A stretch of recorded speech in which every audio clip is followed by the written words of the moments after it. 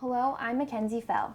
Today I'm in the Flyer TV studios in Kennedy Union at the campus of the University of Dayton to talk to you about a unique opportunity for all of the university's first-year students.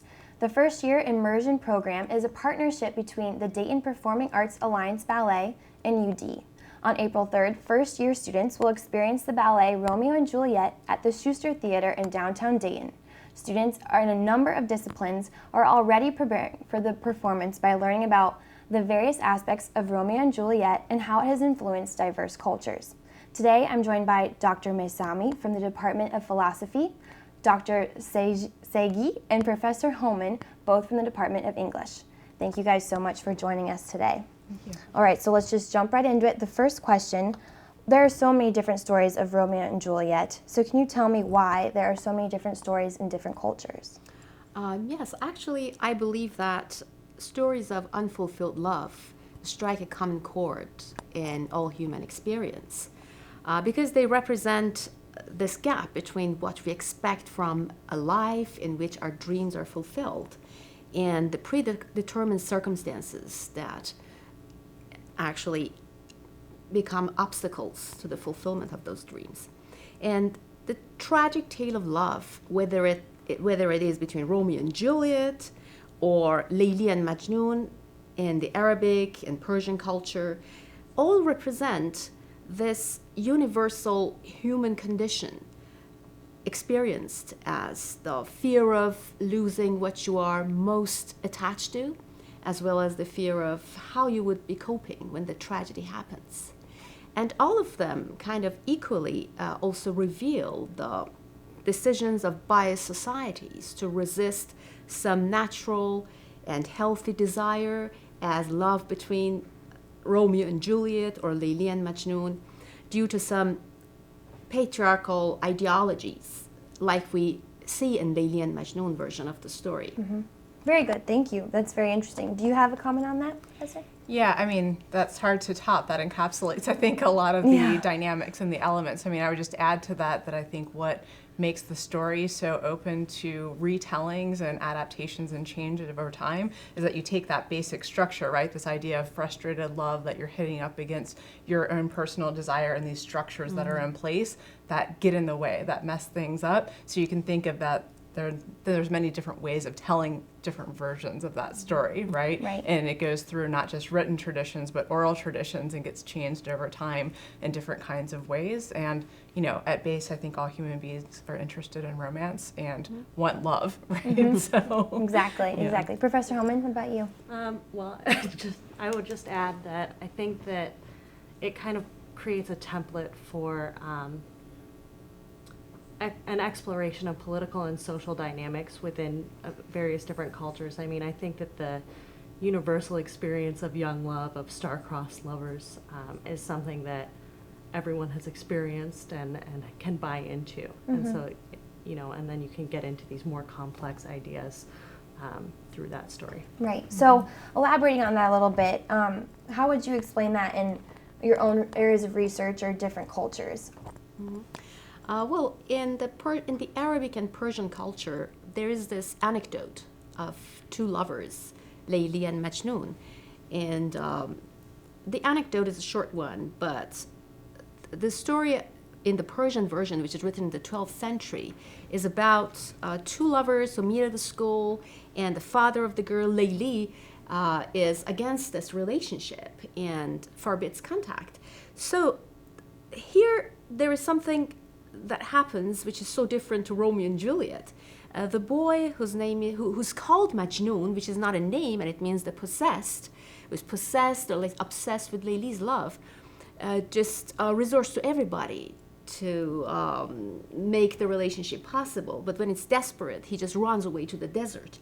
And after a while, he becomes obsessed only with the image of Layli. And Layli, meanwhile, is married to somebody against her will, and even after her husband dies and there's a possibility of the reunion with Majnun, Majnun doesn't accept that, refrains from that, and goes back to the desert as if he finds out now that it is better to live with the image of Layli that he contemplates and he sees in everything.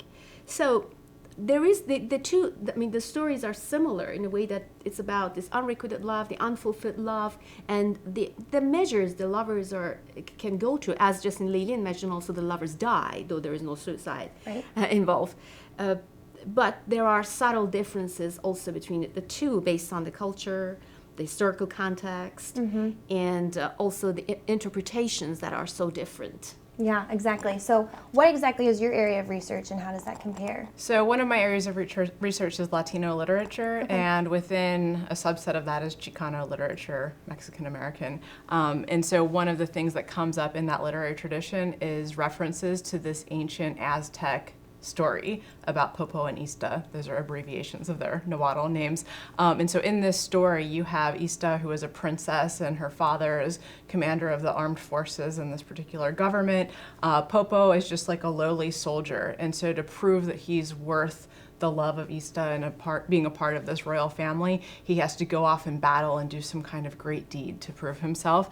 And he ends up at war, and Ista is told that he's died in war, and so she's devastated and takes her life. But then he returns from war, and of course he's devastated, and he carries her body up to the top of this mountain and is mourning over her and dies in grief. And then they're both transformed into these two volcanoes that are in Mexico today that are very prominent. So one of the very interesting things about the story is that people growing up, they see these volcanoes and then they have these references to the story.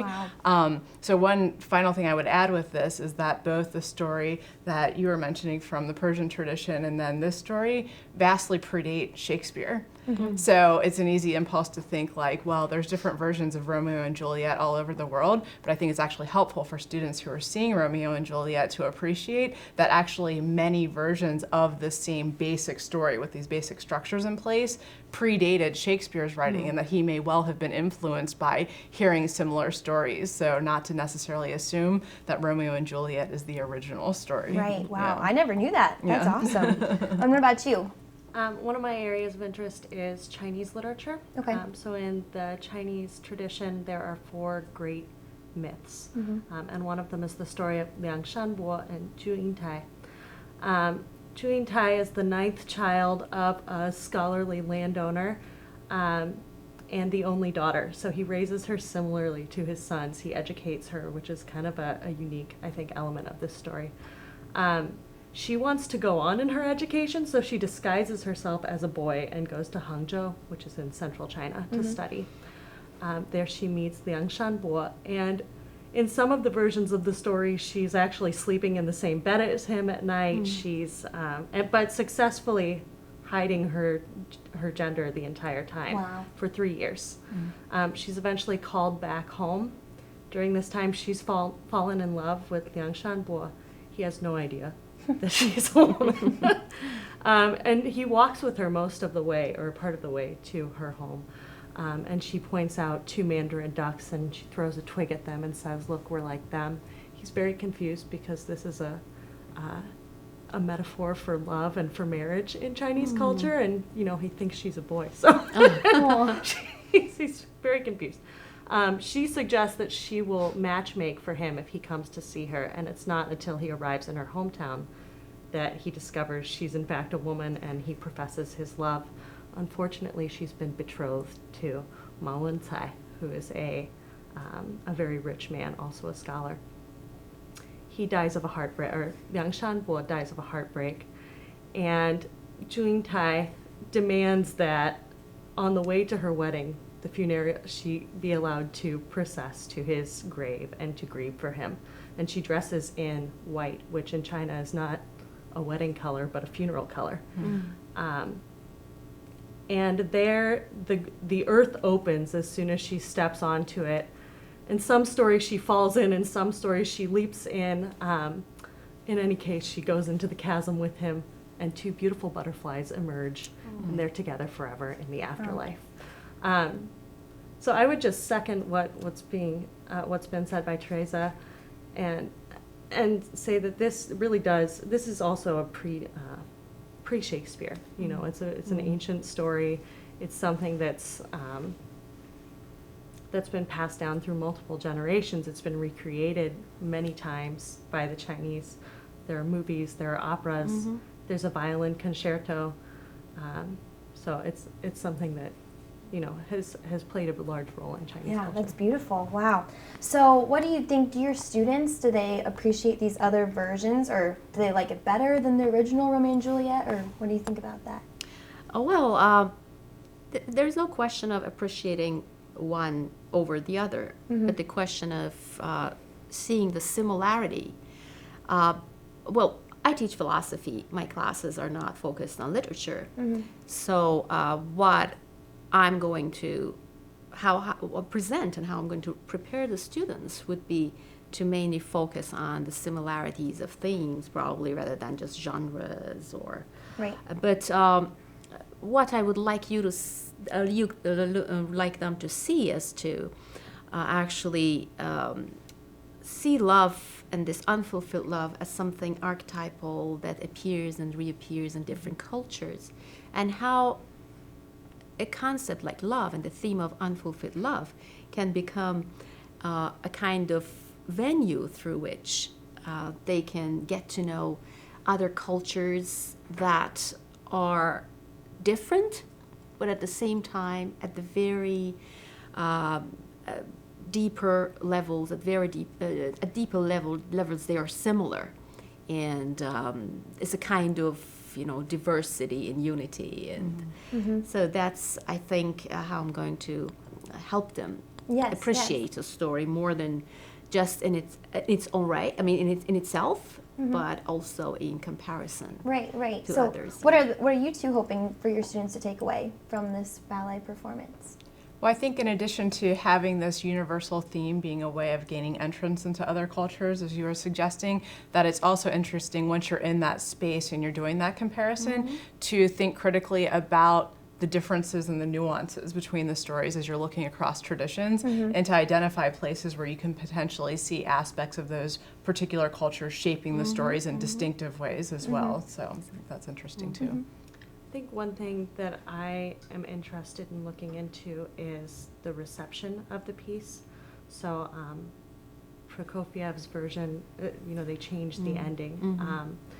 And that happens in some of the retellings of Liang Shangbo and Juliet as well. So there's one version in which they don't die, and instead Juliet has this monologue about the rights of women and how women should be treated in this time period, and we're equal. So I guess I'm more interested in looking at those types of receptions. I think as well, the violin concerto came out in 1959 and was well received, but then during the Cultural Revolution, all of the people involved with it were put into prison. So I think that this has a neat parallel to kind of the Russian ballet and the different political events of the time. Right. Well, thank you guys so much for all of your answers, and I really hope these first year students enjoy all of these different cultures and ways of research, and I'm very excited to see how they receive it and like it. So thank you so much for joining us today. Once again, Romeo and Juliet will be performed for first-year students on April 3rd at the Schuster Center in downtown Dayton. So thanks again for joining us so much. Thank you. Thank you.